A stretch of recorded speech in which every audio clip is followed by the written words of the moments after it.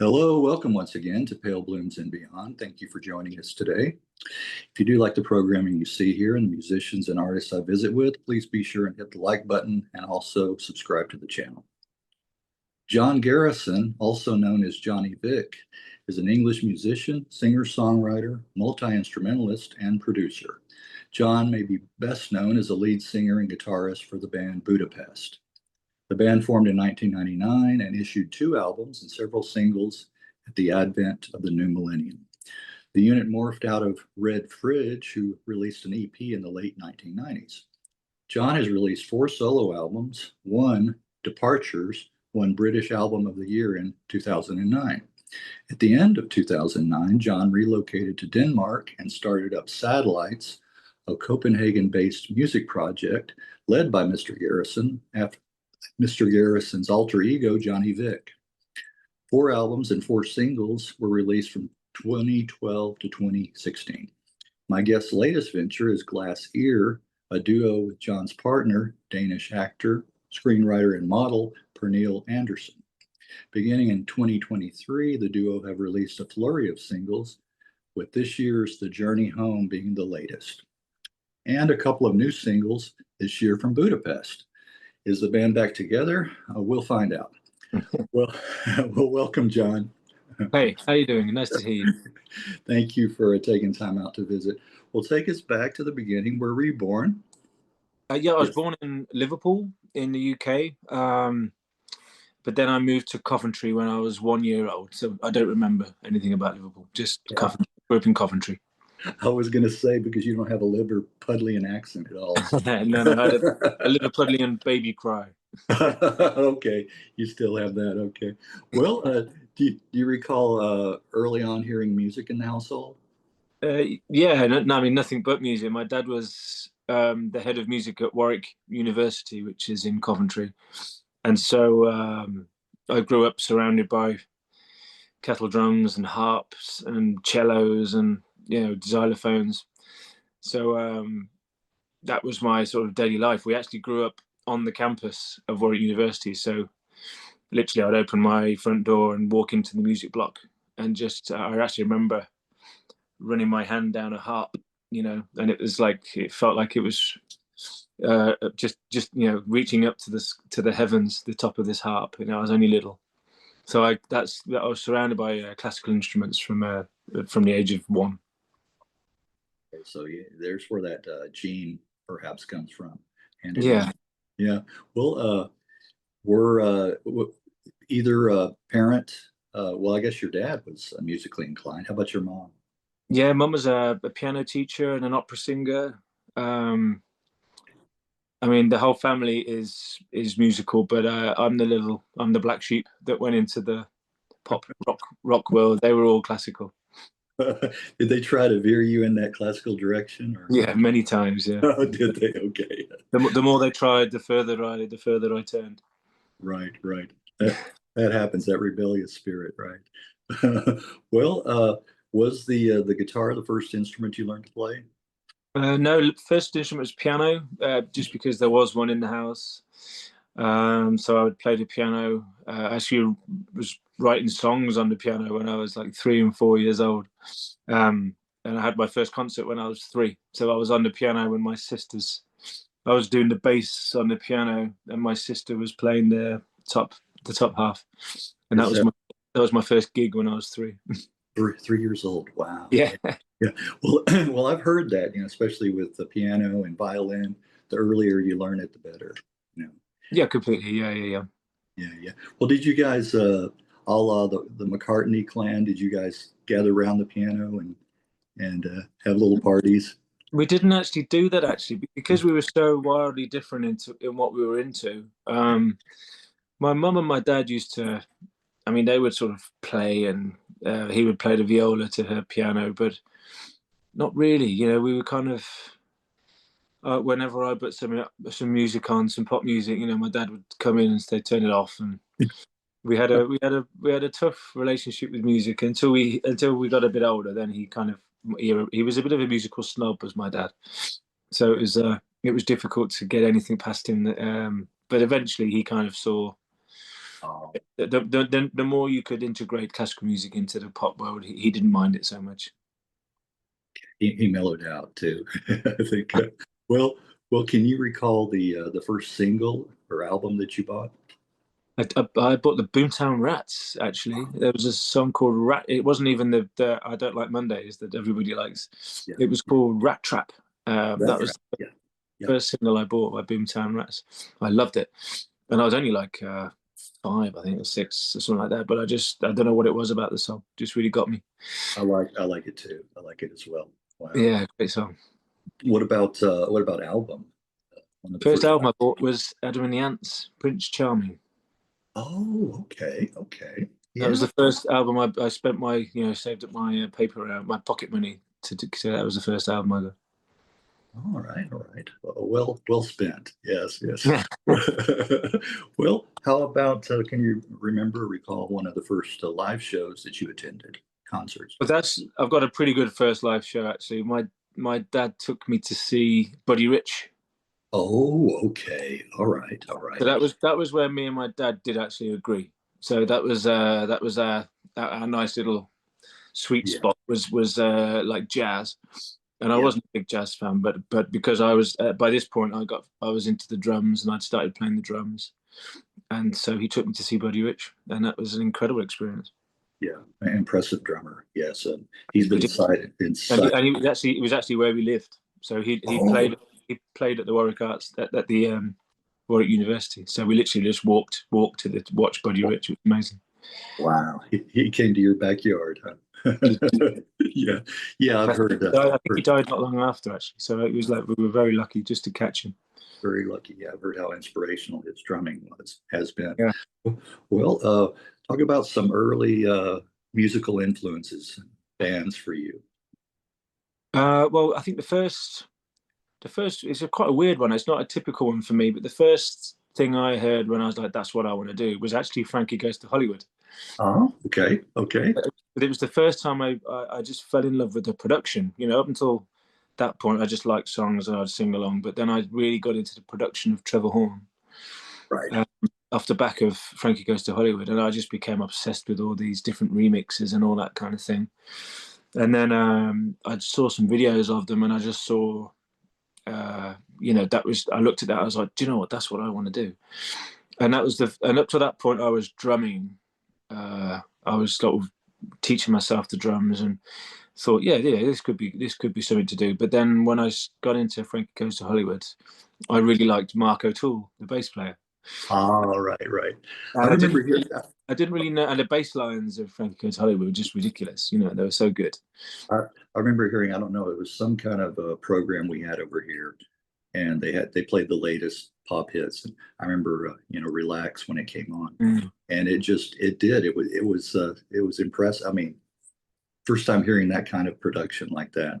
Yeah, exactly. And so, for me, it was actually the one after that. It was Two Tribes. Yeah, yeah, That was like, do you know what? This is what I want to do. And that was the first. Up to that point, I just was really into music. But that was when I decided that was going to be my job. yeah, Like, yeah.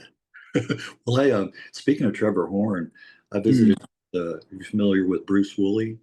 Yeah, of course. Yeah. Okay, a Camera Club, and in the Radio Science Orchestra, talking about strange instruments, the theremin. Yeah. He uses that, and of course he worked with Trevor, You and did. they actually he recorded the very first radio killed the video Yeah. killed the radio star The Buggles. Yeah, before he the was part of the Buggles, wasn't he? yeah before the Buggles recorded it, but then Oh, really? Okay. yes, he recorded with Camera Club. Of course, his version isn't quite didn't stand the test of time. Oh, Like I didn't know. yeah, yeah, it was a very interesting chat we had. Well, let me see here. That will come back up again. There we go. Well, what was the music scene around you prior to you forming a band or joining any bands? Well, I think because I grew up in Coventry, which was a bit of a rough place back in those days. But we had the specials. So ska was two tone was the big thing where we grew up, and it was really it was. I mean, Coventry is all about two tone. It was like Selector and the Specials and the Beat, all these bands came through Coventry, come from Coventry, and recorded all their songs in Coventry. So it was like, you know, to see Terry Hall walk down the street was completely normal. You know, that was, I remember seeing Terry loads of times. And even my first ever job in a record shop in Coventry, and Terry used to come in, and, you know, Linville Golding, the guitarist, would come in and order records from me and stuff like that. It was, so it was very much, I mean, I wasn't a huge fan of two-tone at the time, but it really, how to say it, like just growing up in it, it was really refreshing looking back, you know, because it was like having mixed race bands was completely normal. You know, it didn't even cross my mind that that wasn't normal until it became talked about, if you know what I mean. Once I left Coventry, and everyone was like, you know, it became something to talk about, you know. And so it was just like really refreshing to have these massive mix of cultures and massive mix of influences, like the Specials were, you know.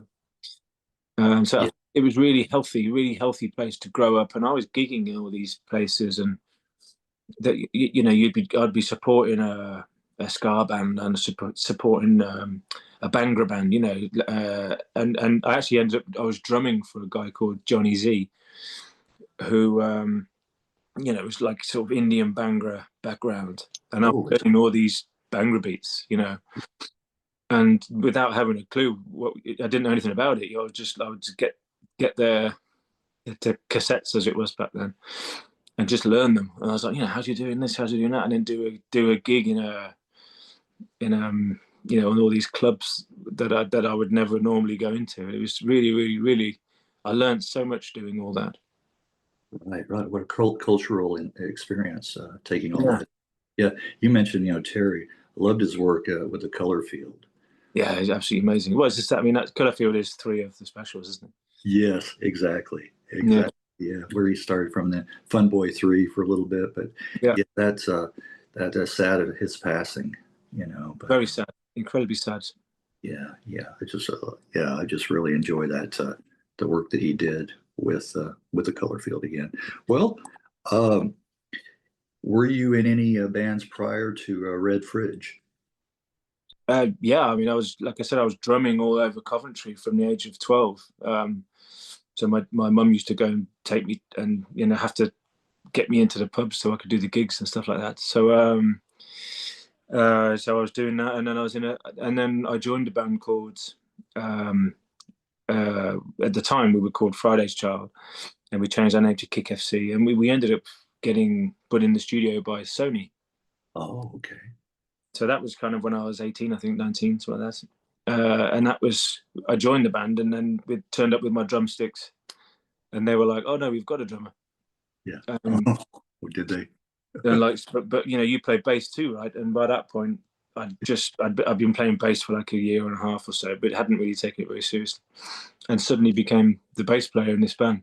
So we were gigging up and down the country, you know, getting a bit of money from Sony to kind of wow, to do this, and that was how I got into the bass world. Actually, it was the band never released a single, you know, nothing ever came of it, but the producers I worked with remembered me as a bass player.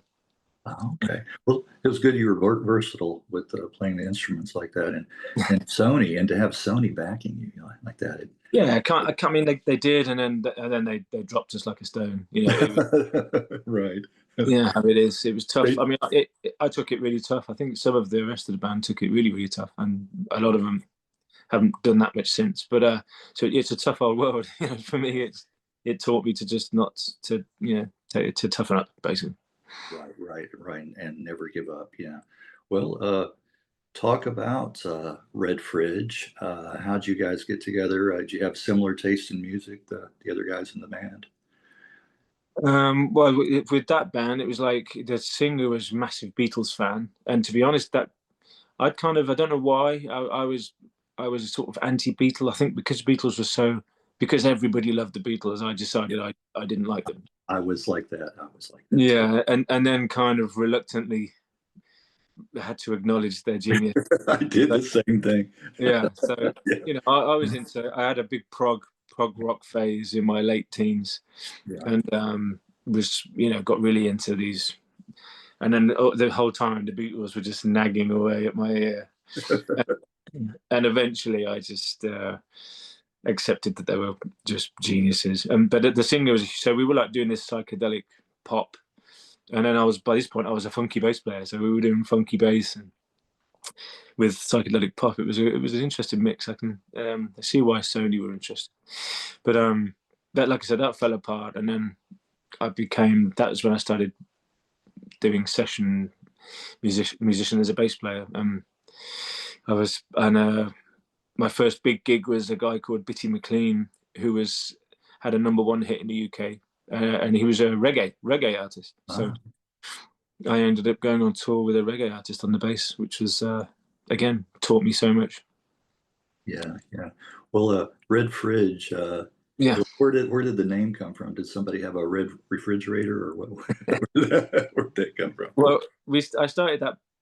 I joined the band with that. The band was kind of already going, but it didn't have a name. So I joined this band, and I very quickly sort of took over the band.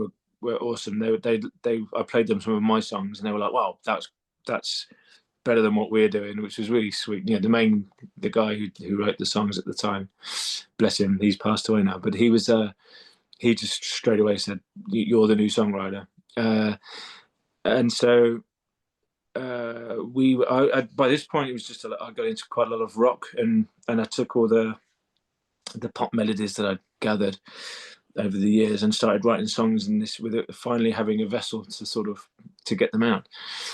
And then that was it really. We had different, the Red Fridge thing. I really can't remember. I don't know if it's psychologically I've put it to the back of my mind. I've got a horrible feeling it was. Yeah, I like to ask that question. I don't know why. That's all right. Sometimes they do. Awful name in hindsight. Yeah, where they come from, it's always. But then we were spotted. We did a gig in Manchester, and this guy from a record label came up to us and said, "I really like you. That's great." And so we ended up signing with them. And then the first thing they said was, "We've got to change the name." Okay. That was where we changed it to Budapest. And yeah, we were pretty. You know, we took things very seriously back then. You know, and we were like, let's name a band. Let's find a city that's like our band, you know. So we were like, well, we're very melodic, very beautiful, but gritty, very sophisticated, but also a bit rough, because we're all, you know, and then we were like, well, and our manager said, well, Budapest is like that. And we were like, oh, that'll do. And that's literally where that came from. That's where that came from. Okay, well, you answered my question on that. Okay. But it was the same bunch of people as Red Fridge. It was just a different thing. Right, you just morphed into Budapest. Yeah. Well, was there a particular change in the lineup, though? Yeah, so the drummer was, the initial drummer was Ian Palmer, who's, you would know his uncle was Carl Palmer from Emerson, Lake and Palmer. So he was the one who actually put the band together. He was the one that started the band, and I joined that band. And then there was, for whatever reason, again, it's all a bit, I think I've got a selective memory of the whole process of events, but eventually we kind of took it in a direction that was not where he wanted to go. And also his dad was managing us, and we loved his dad, but it became quite clear that his managing style was very old-fashioned, and we kind of, in the end, we just sort of walked away. We walked away from the management, and then Ian was kind of like, well, I can't really be in the band without my dad managing. So, and by this point, we were signed to this label, the guy who came to see us in Manchester. And that was it. So we said bye to Ian on very amicable terms. You know, he's still a really good mate of mine. Yeah. And we got a new guy in. We had a big turnaround. So Adrian, who used to be the keyboard player, he became the bass player. Okay. I put the bass away and picked up the guitar, you know, and then so we had to shift around in the personnel. Okay, okay. Well, Yes, you guys were together a while before recording Too Blind to Hear, right? that's right. Yeah, yeah. We were together for like 3 years, I think, 3 or 4 years. Yeah, But yeah. we were so good. It was like a business, you know. So like we all quit our jobs. I wrote and recorded songs. That was my allocated job. The guitarist would cold call. He was from a sales background. He used to cold call around, get us gigs. Video. And then the now new bass player would prepare all the equipment and plan the routes, because obviously this is in the days before sat nav and all that stuff. So we'd basically just self manage and self plan our own tours. And it really worked. It was great. And we were just busy. We were just busy, and then building the fan base. Right, right. Yeah. Well, it's great that you guys could wear, different hats like that, and help manage the band. Yeah, it was so cool. It was really a healthy thing. It was just we didn't have any money, but we didn't really care because we didn't have any. None of us had wives or girlfriends at that point, or kids. So Right, right. Well, talking about Too Blind to Hear, do you recall the recording sessions? yeah, it was. Well, it was. It's a tricky memory, that one, to be totally honest, because I don't know if you know too much about the history of our band, but so we went into Arc Studios, which is in Bath, and we recorded this album, and it was tricky, because the guitarist was not in a particularly great place at this point, um, and there was a few times where I would have to record the guitar, because we either didn't know where he was, or or he was incapable of doing it. So we kind of had this. There was a bit of a cloud over the whole thing, because our guitarist was a bit, like I said, it was a bit not a good place, and we mixed the record at Real World, which was amazing, Peter Gabriel's place. Oh, right, right. And it was, I've heard about that studio. yeah, it's insane. What do you know? What's amazing was, like, at 7 o'clock everyone has dinner. So all the studios come together and they sit around this massive table at 7 o'clock in the evening, and everyone has dinner. And bear in mind, I've been in studios, but only sort of quite low level, based around Coventry at this point. And suddenly I'm in this studio, and I'm sat next to Kylie Minogue. Opposite me is Peter Gabriel, and next to him is Cat Stevens. Wow. And then on the other side of the room, New Order having dinner, and then Paul Young is sat at the other end. And it was just all these huge names, and I was, just completely.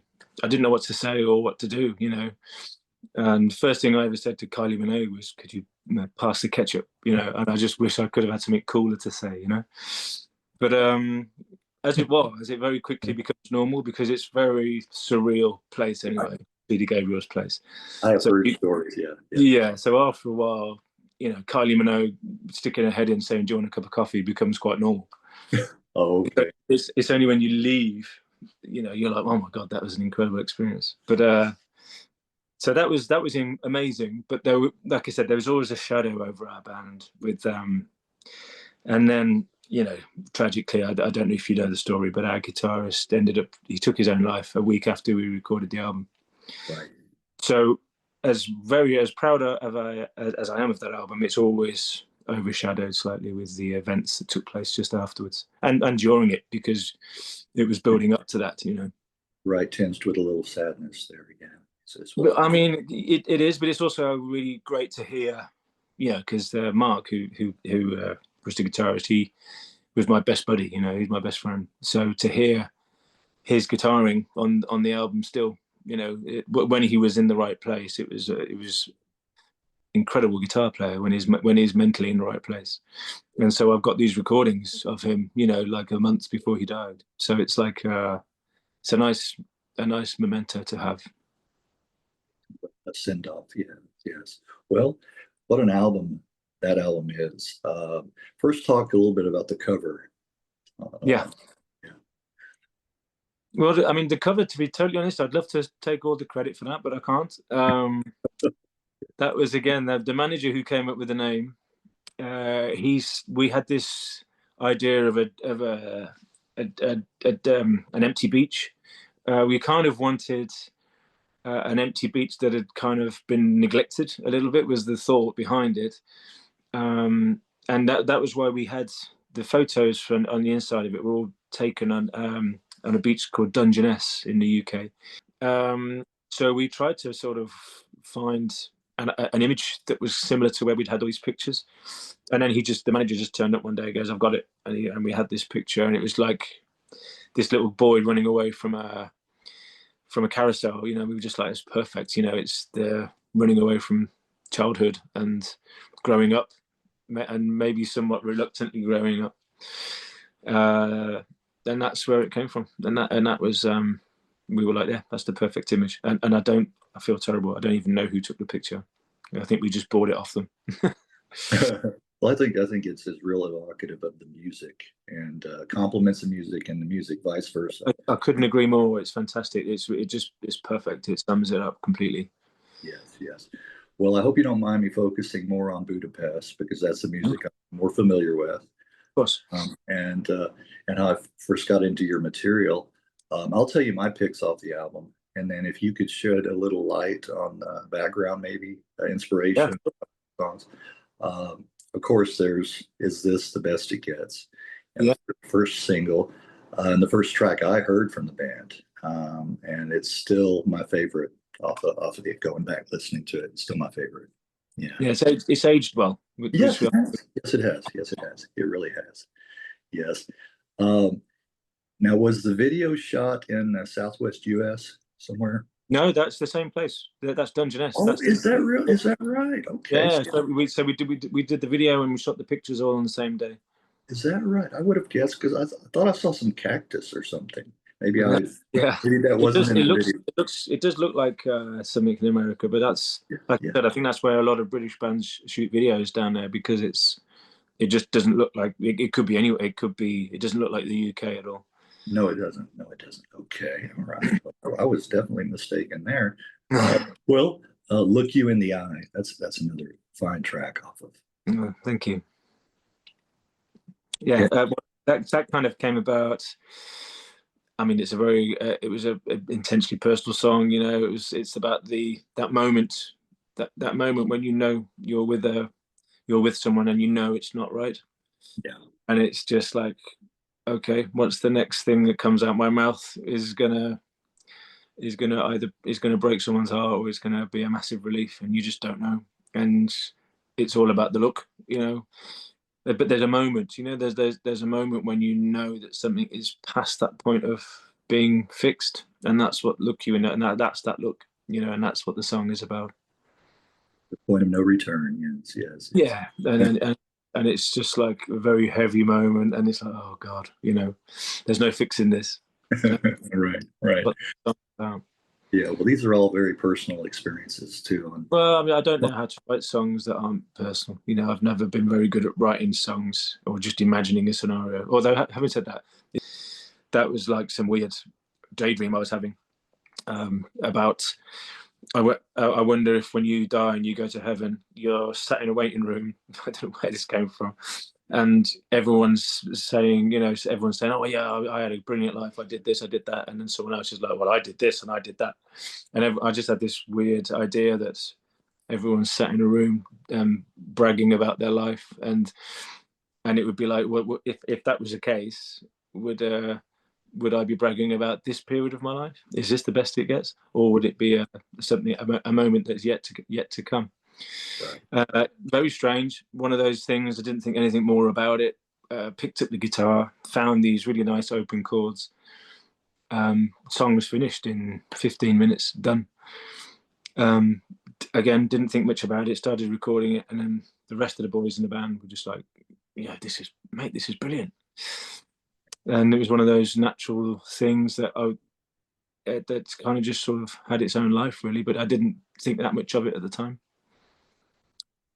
I like your songs, have those quiet moments. That's what I like. And then sometimes they build, to a crescendo. But I like that, and then go back into the quiet.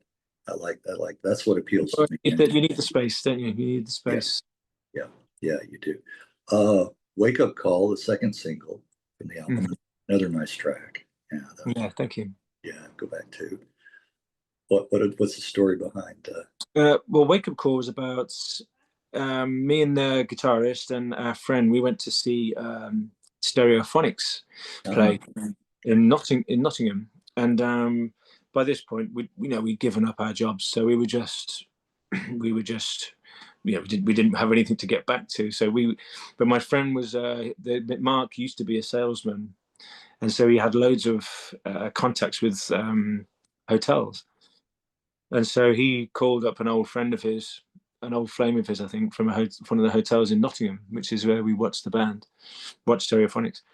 And so we managed to blag these a free hotel. Oh, did you? Okay. So we were in this hotel and we were massively hungover. And then we'd seen the Stereophonics, which was brilliant, and we got very drunk afterwards. And we just woke up, and then there's all these businessmen there, they're on business trips, and there we were in the same clothes we were last night. And I also had a couple of friends who were very successful businessmen at that time, still are, and it was just the difference in life, between what we were doing. We were trying to change the world, and these guys were just making sure the world carried on, ticked over the way it was. It is. And it was just that the Wake Up Call is kind of like, my friend at the time he'd had a kid and was never there, was just never home, was just always away on business. And then so I just recognized my friend, the businessman friend, in all these businessmen here who were just so down and just looking at that time, laptops clicking away and having breakfast and all in a suit, ready to go to a meeting. Lyrically, that's what it's about. So it's like, here's the wake-up call you needed. It's like, and obviously the whole thing's about being in a very traditional hotel, like the same, a nondescript hotel that could be anywhere in the world. Right. And that's what the song is about. It's like that. This is your life. Is this, who knows where you are now, but you're definitely not with the ones you love. Yes, I like that. I really do. Life gets in the way. I like the way this one builds. Yeah, we spent a lot of time on that, actually, getting the strings. Oh, did you? Okay. The orchestration, right? It took a long time to get spot on. Yeah. And then my second favorite is and sometimes it kind of goes back and forth. I like this one better, and then is this the best it gets? It kind of back and forth. Evade the Pain. Just a wonderful track. That's my favorite on there. Is it? Okay. Well, I guess I have pretty good taste then. It's one of those songs that gives you goosebumps listening to it. Well, thank you. That means a lot. The mark of a great song for me, anyway. If it does induce those. Well, I have to say our manager and producer, our manager Jason and the producer Dave, really got that right, because my version of that song in my original demo kicked off straight from the start. It was a bit more like an Oasis track. Okay. And it was the manager's idea, A&R man's idea, and Dave, to start really, really sparse, and it to really grow gently. So I have to give them some credit with how that's, because it really emphasizes the lyric a lot more than my version did. Okay. But it's actually the song is about, because my father by this point had passed away a few years before, and it was all about dealing with the grief of him going. That's what, knowing that one day I'm going to have to deal with it, but refusing to accept it. So that's why it's like, so twist one more, although I know you're going to break me, but as long as I'm in the game, as long as I don't fold, I'm still playing. Yeah. And I don't have to face reality. And that's what the lyric is about. And the beautiful story with that song is, so my dad was a viola player, but I didn't have any recordings of him at all. But my mum said, I think there is a recording of your dad somewhere. And I thought, that'd be amazing. I'd love to hear that again. And then I had and we found it. She found it. So I had this like 35-second recording of my dad playing the violin. And then whilst we were recording this song, I was like, you know, wouldn't it be amazing if we could have my dad's recording of the violin in the background of the song that's about my dad? And so I grabbed the tape and we just pressed play, and the plan was to press play, put it in Pro Tools, and then manipulate it to fit the song. So we just literally just pressed play, and we didn't even plan it. We just pressed play, and that's what you hear on the recording. The last few seconds is the recording of my dad on the piano. That is your dad. That is your dad. It's in the right. It's in the right key. It's in the same key, and it stops. Boom! It stops exactly when the song finishes, and it was just like we were all there, and it was just like, okay, well, if that that's magic. If that wasn't meant to be, that wasn't. So for me, it's lovely. It's like my dad never played on an album, or recording, or never recorded anything properly, and then here he is. You know, the only 30 seconds. Well, maybe he's looking down, smiling. Well, I'd like to think so, but it's just perfect because you can hear it's not a sample or anything like that, but it was just something that you'd never write. You know, you'd never sit down and get a viola player to come and do it. So it was just a perfect moment. Wow, I thought you got someone to do that. You know, one of the members are. Oh, wow. Okay, so I learned so much doing these. That's what I enjoy. Well, on to 2004's "Head Towards the Dawn." Mm-hmm. Now, is that windmill on the where was that taken? The windmill. That was a picture I took. Actually, I took that picture in Devon. Okay. Literally when I was 18, so it was like on a really bad picture, on an old Canon, you know, what a proper old real camera, and I just stuck it out the window and took a picture of it, and I don't know why, but I decided to try and manipulate that. You know, when computers came out and you know you could start edit photos, I said, oh, I'd like to try that, and that was the picture I used just to see if I could. Yeah. So I scanned it in. And that's why it's very slightly pixelated. I was just like, I was trying. This was way before Photoshop and all that. And then I just messed around with the colors, and I was like, oh, that'd be a great album cover one day. Yeah. And then when I came up with the title "Head Towards the Dawn," which was a line stupidly from a song that actually didn't make the album, but I liked it anyway. I was like, oh, and I gave that to I showed that to the boys in the band and the record label, and they're like, we love that. Brilliant. I like the background color with the black, you know, front and the back. Well, are any plans maybe one day to resurrect that song and record it?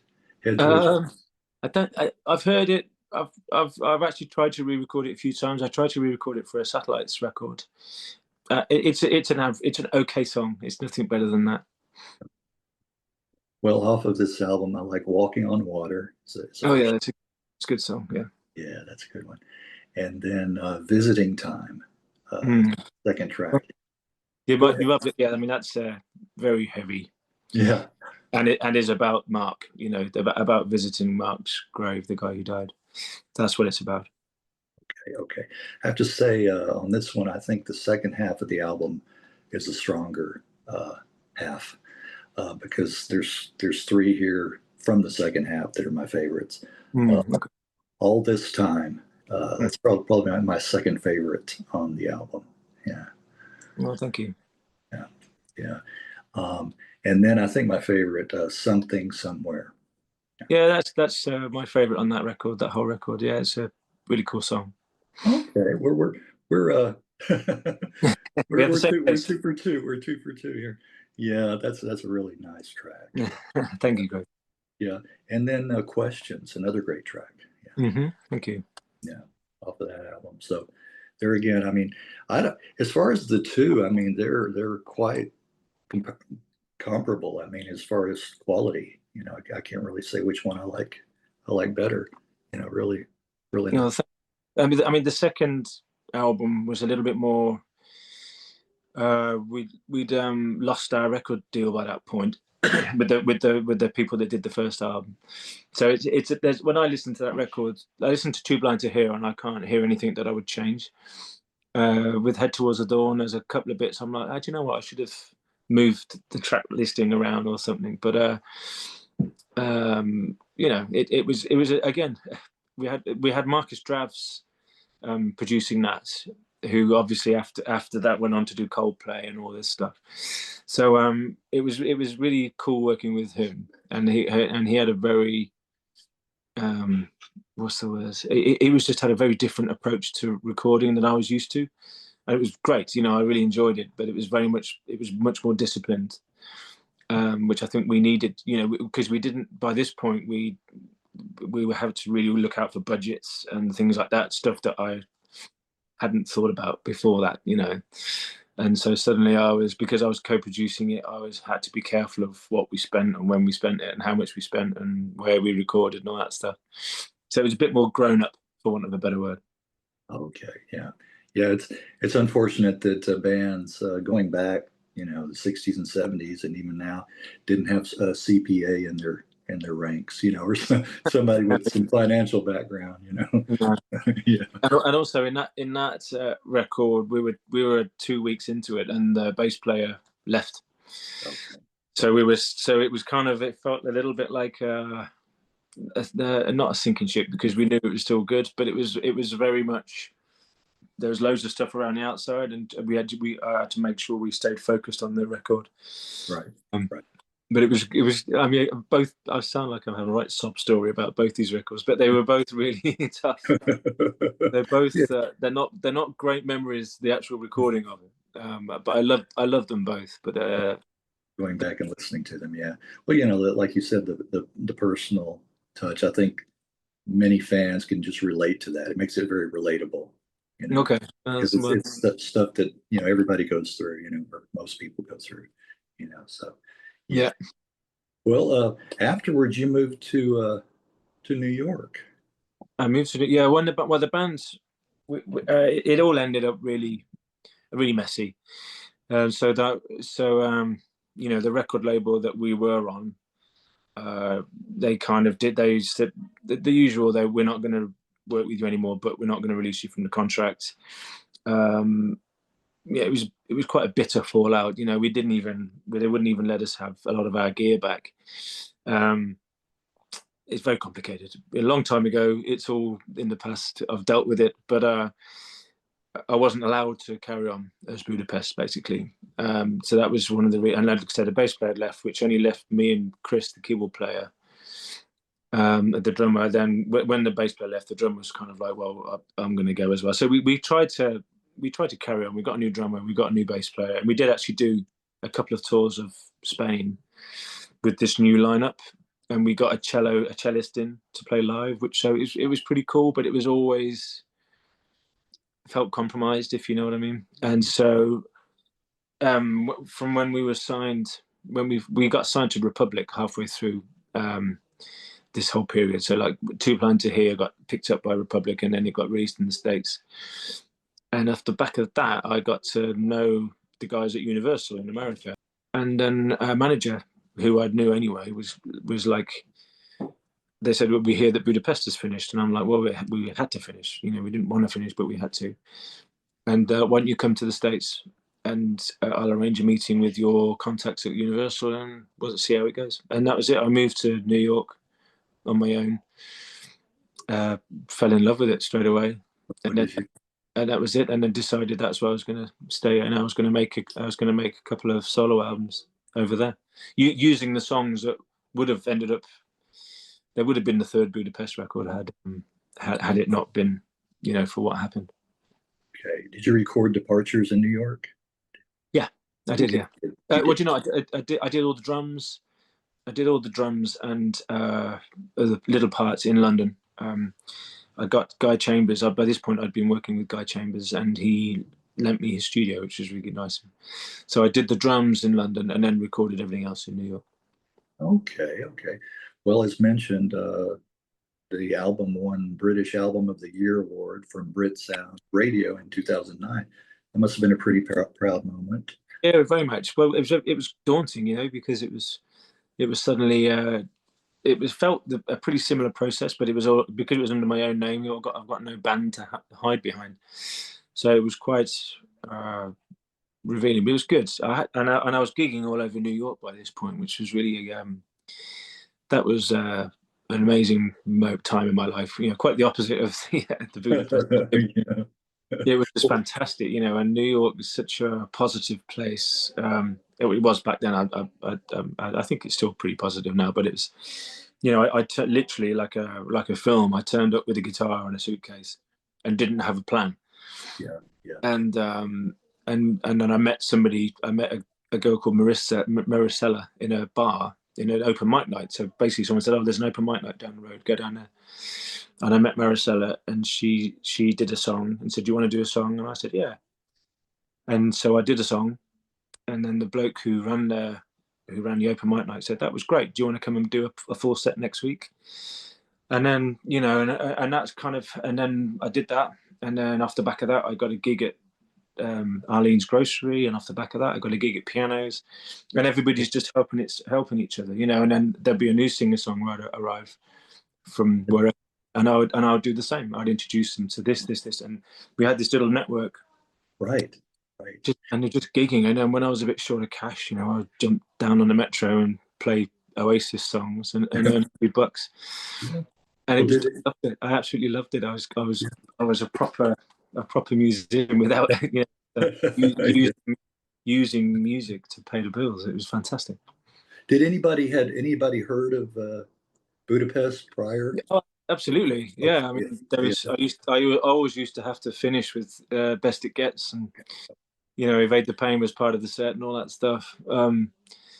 It was just, I don't know. I that was where everything kind of shifted for me, where it became. I just started to really, up until that point, it was very trying to navigate the business a little bit, and then my time in New York was just my time. You know, it was like, that's where there's an old saying: you don't go to New York to find someone, you go to New York to find yourself. And that was exactly what it was for me. And I loved the fact that I literally, I at the end of the month, I would hand over cash, you know, for my rent, and then I was back to zero again. And it was just like, you've got a month. It was like a video game, you know. You've got a month to get $1,500, and it was, you know, to get those credits, yeah. It was literally like that, and I'd never lived like that, you know. I was, you know, Budapest, we never had any money, but at least we had a routine, and we had people behind us. We had, you know, all this stuff. And now I was completely on my own, right. And I had no kids and no girlfriend or anything at that point, so I had no one to answer to, and it was just the best couple of years, just gigging. And by the end of these 2 years, I was, you know, I had a gig at the Mercury Lounge, and it was pretty much sold out. And it was just purely just from playing around the city, you know. Well, what do you think about as far as the album goes? What do you think that resonated so well with the listeners and critics? On Departures. I mean, it's brutally honest lyrics, you know. There's not that much metaphor in it. It's very much a story. I think that's what it was. I think also just I had Matt Shane, a guy called my buddy Matt. He's still one of my best friends. Matt Shane produced it, and he really kept it organic. So like, I think if it was left to my own devices, I would have stuck loads of things around, you know, loads of stuff going on. And he was like, "No, the song doesn't need that. You know, it's about the song." And he would be like, I was like, "Let's compress the drums. Let's put some effects on the drums." And he was like, "No, yeah. just play the drums." Yeah. And then the song doesn't need all that stuff. Right. And I think that's what people pick up on. It's not hard to understand. It's not difficult to listen to. And the subject matter is so universal. I think everybody just picked up. And you know, also the TV people. I mean, I've had over 40 TV syncs off that album. So it definitely related with people on a whole new level for me personally. Even though it didn't. I mean, I don't even know what it sold. I don't really care what it sold. And by this point, people were streaming anyway. But it's definitely probably my most successful thing since Budapest. That's for sure. Yeah, right. I like a lot of those more organic recordings, like you just mentioned. You know, I don't like the ones that are too overdubbed too much. And no, and things like the strings, you know, there's no double tracking of the strings, and it's all very simple, very just everything doing its job. And I think again that's why it's aged well. It hasn't got anything to date it. Yes, I think so. I think you're right. Well, why the move to Denmark in 2009? Well, I met a girl. So basically, the end of New York my New York period is like I was blissfully happy in New York, but I was, you know, like I've just said, I was at the end of every month, I was handing over everything I had, and I was starting again. And I'd been doing this for 2 years, and that was very refreshing. But by this point, I'm in my 30s, you know, and I was kind of like, you know, at some point, I'm going to have to, you know, get a proper job or make a living of some kind. And it was just right at the end of my time in New York. I actually met so the guy I was doing in a reggae band with back back teenager, he got in touch, and he was like, he's a drummer. He said, "Oh, I've been drumming with this guy called James Blunt." Oh, James, yeah, yes. And at this point, James Blunt had just taken off and was massive. And I was like, "I'm playing in New York. Do you want to come?" So I went to the Radio City and watched my mate play. And I was like, "Oh, mate, I'm so proud. That's amazing. That's incredible."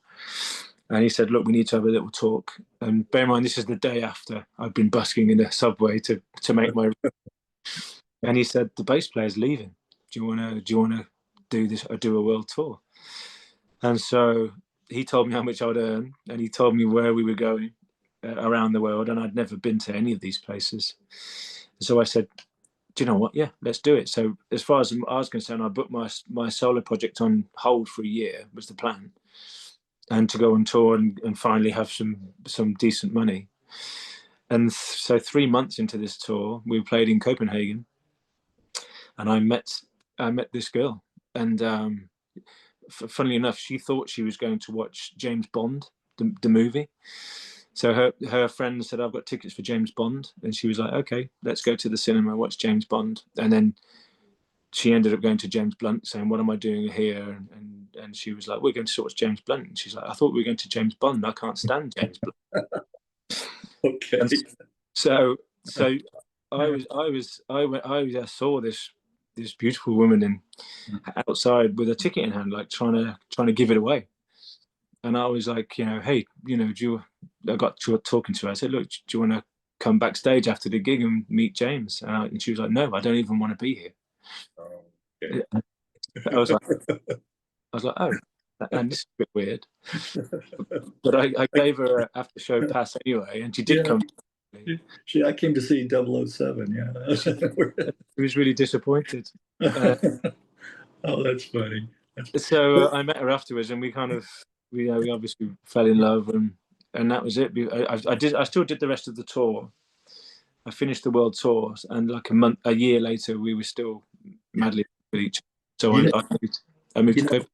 I have to relate a story of mine. You know, it's strange, and this has happened probably to so many people. How you meet someone, That's bizarre. if she hadn't gone there to see James Bond, thinking Yeah. she was going to see James Bond, you would have met. My wife is from Indonesia, so we met online, and she was there at a cyber cafe, chatting, and I forget which one I joined to. It was an Asian one, I think, and her friend was talking to me first, and Oh, really? her friend got up to go to the bathroom, and then so Carrie, my wife, took over, and we started talking. So it's like if her friend hadn't gone to the bathroom, we might not have met. So I mean, when you trace things back to these moments, it's quite terrifying, isn't it? What else? Yes. Any little inadvertent kind of move or change, might have altered, everything. Well, it would have completely. I mean, I'm now in Denmark with 2 kids. It's everything changed that night. I didn't know it at the time. Right. Well, talk about where the idea for satellites came from. Well, that was me. By this point, I did the tour with James, and all the songs kept coming, and I still wanted to write songs, and I realized that I can't switch that off. So there's no point giving up that, But by this point, because I'd been working with James, off the back of that, I'd been doing loads of stuff, and I was working for Robbie Williams and Josh Groban and all these people. And so suddenly I was quite an in-demand bass player, And so suddenly my own music became smaller and smaller. And so the satellites thing was just so I could carry on making music without it being about me, so I could hide behind the band name. Like I said earlier, I found the whole, when it's your name is the artist, you've got absolutely nothing to hide behind. You know, I am the product, and I didn't fully enjoy that at the time. I was a little bit uncomfortable with it, especially as also the same product was also playing bass for James Blunt, was playing bass for Robbie Williams, and so so loads of people would come to my music expecting to hear James Blunt music, and they would be like, "Oh, there's nothing like James Blunt," and it'd be like, "Well, no, it's just the same person. You know, I'm playing for James, and I make music like this," and it people didn't understand it, and so I mean, I did think about starting Budapest again and just doing it myself and just being under Budapest, but I thought, you know what, I'm going to leave Budapest is Budapest. It's a very nice legacy now. So I started Satellites. I started this project where I could hide behind a band name and just do stuff whenever I could. Well, how did you meet all the musicians? Is it like a revolving cast of musicians, or on Satellite? Yeah, basically. I mean, the albums, I mean, I'm pretty much playing most of the instruments anyway. But I got the old Budapest drummer to do the drums, which was really nice. So Tom Vizza, who's also called Tom the Lion. He's an artist called Tom the Lion. I got him in on the project. It was just and yeah, just loads of people I'd been making my own records and Budapest records with. Chris Pemberton, you know, Pembers. He was the keyboard player in Budapest. He's also now the keyboard player in James Blunt because I got him in. Oh, good, okay. So, but I got him in to help me with the Satellites records. So yeah, I got a small group of people. But the nice thing about hiding behind a band name is that it doesn't really matter who's doing what. So some of the songs, there's no one else on them. It's just me. But that's not the point. It's not a selling point. You know, it's not like, wow, look at this guy playing everything. It's just, I made the first and the second Satellites record, I made it on the road whilst touring with James. So it was like, I would just be in my hotel rooms, you know, hanging microphones from lampshades and things like that. So that was the whole point of Satellites, was just to be able to still be me, but hide behind a band name. And so no one really knew. That was why I didn't really appear in videos. And it's a little bit of that hiding too when you play live. If you're a solo artist, then all the focus is on you, and there's no place to hide. It's quite scary. Yeah, no place to hide, exactly. Well, 4 albums with Satellites, are any that you're more partial to? I think the first record has really aged well. I think that's the Satellites one. I remember it's so fragile and yet it's underconfident with an air of confidence in it. I can't really explain it in any way. It was like I didn't care. By this point, I'd fallen out with the industry. You know, put on a personal level, I was like, well, you know, screw them. You know, I'm going to make a record that I want to make. I don't care if the last song is 9 minutes long, and if I want a trombone solo, I'm going to have it. And so by this point, it was very much, if the world is my oyster, what would I make? What album would I make? And then I had a bit of success with the first album, and so naturally your brain starts to changes. So for the second album, third album, I was trying to recreate a little bit of the first one because everybody liked it. Yeah. So the first one was naively like, you know, this is the album I want to make, and then the rest were like, I need to make an album as good as the first one again. So the first one, I think I still listen to it now, and I get really excited about it. And I remember how excited I was when I did it. Yeah, you set that standard with the first album. Mm. Well, there is Satellites a closed chapter in your life, or not at all? No, not at all. No, that's still, it's ongoing. It's now just mindset. So, it's really hard to explain, but I don't know what project a song is going to be until it's finished. And so I've actually just finished. I'm in the process of finishing up a John Garrison record. So I've just finished the 10th song, but I thought it was going to be a Satellites record. it just doesn't sound right. It doesn't sound like a Satellites record. So it's going to be a John Garrison record, where there's a bunch of songs that I've written over the past few years that are more in the Satellites vein. And I can't put my finger on what it is, but I just know when I hear it. If that, I don't know if that makes any sense to anybody watching this, but hopefully it does. Yes, I think it does. It does to me, but I think a lot of the listeners can understand, relate to that. Well, Yeah. GlassEar. Now, I'm going to ask you again where the name came from. Yeah. Yeah. So basically, we don't mind telling people the story, but me and my now wife, we had when we had the second kid, as most couples do, we had a bit of a blip, So we thought we went to see a couple therapist, and just to sort of make sure we didn't get too far off track, So I'm obviously touring a lot, I'm away a lot, and we just had a second kid, so we were just like, let's figure out how we're going to navigate the next few years. And she basically said, you guys are so good together, but you don't do anything together.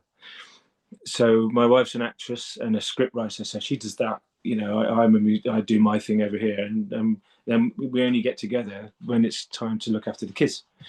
And she was like, "That's not very healthy. I want you to do a project together." And so she said, "Why don't you start a band?" And Pernille was just like, "I've never sung in my life," And I was like, "Well, do you know what? Let's try. We have a studio at home. Let's try it out." And so I tried a few things on her voice, and then we just found this really sweet spot where she can sing. Where her voice sounds fantastic. It's really good. And so we started this project, and we were like, "What are we going to call it?" And we were like, "Well, the whole point of it was because our relationship was all about seeing each other through the phone, or on FaceTime, so FaceTime is the screen and the phone is the ear. So we were like, oh, that's GlassEar, and that's it. Oh, GlassEar. There we go. Okay. Well, yes. I'm glad you explained that. It's like a reminder of why we're doing it. Is in the name of the band. Okay. All right. Well, very interesting. It's a little bit of a departure for you, GlassEar. It is, but I do love good pop music. I do really like when I hear a pop song on the radio that's really good. I love it. I love how they're made, and it goes back to my production interest of Trevor Horn and all those guys.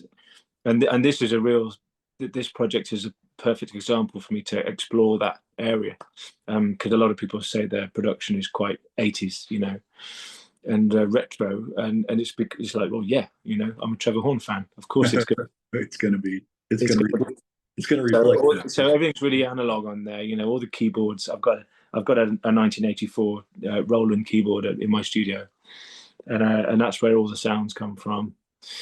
So it's just it's a real indulgent on a production point of view. I can just do what the hell I want because it's our project.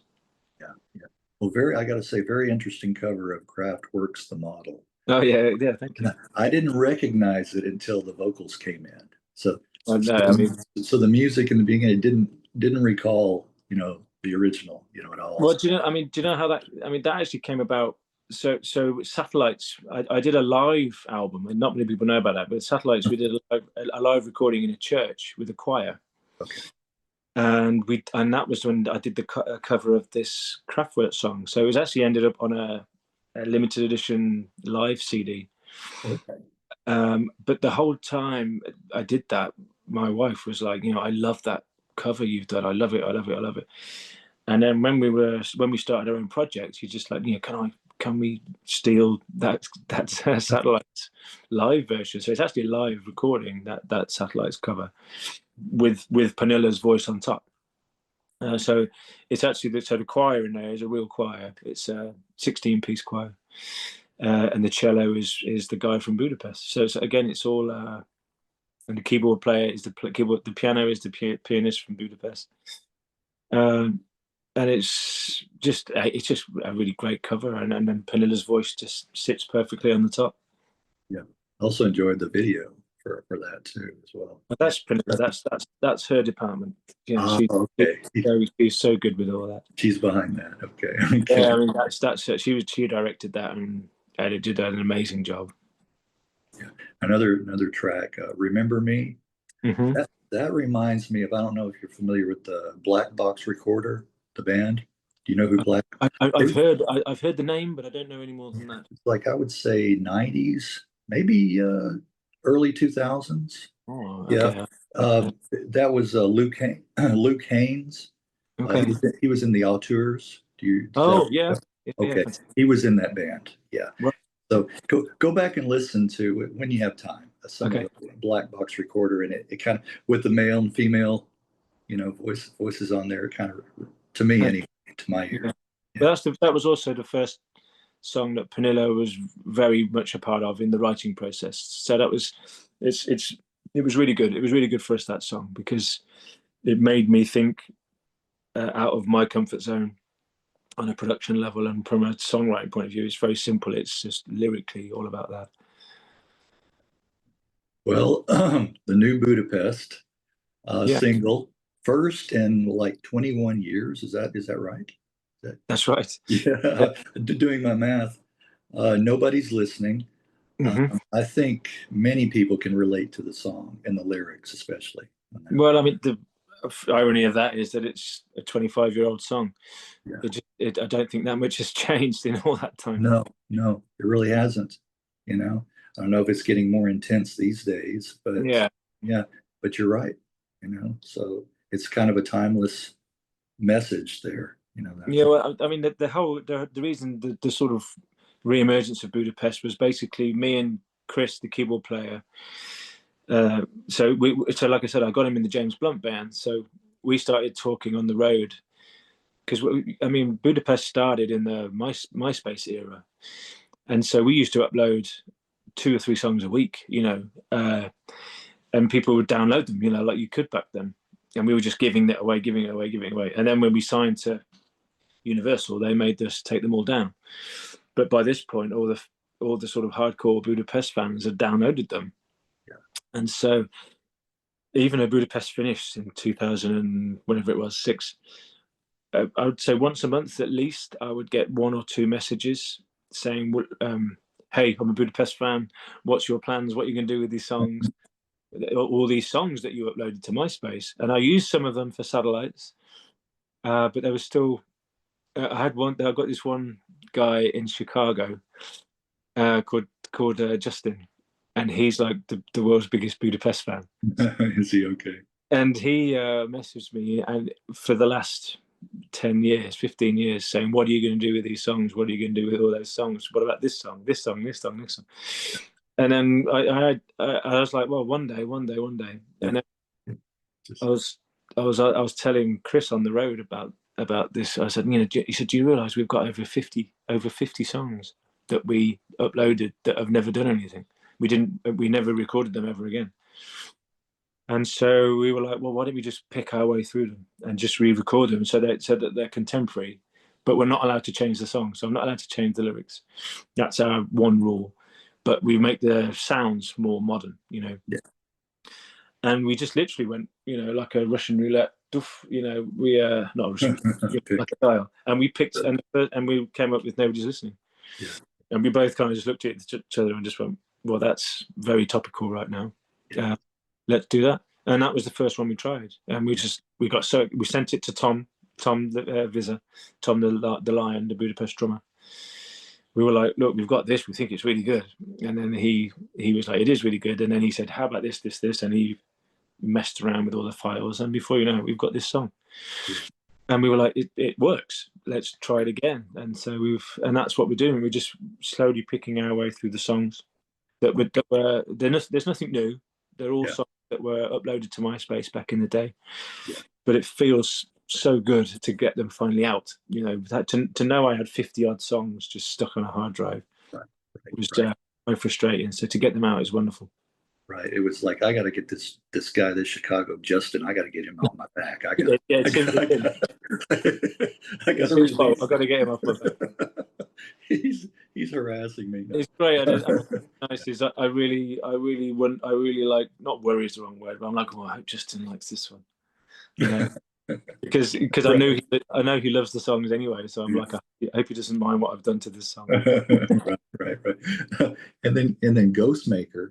I can't help but think this may be a nod to the Orange wannabe dictator. Again, the cover. Yeah.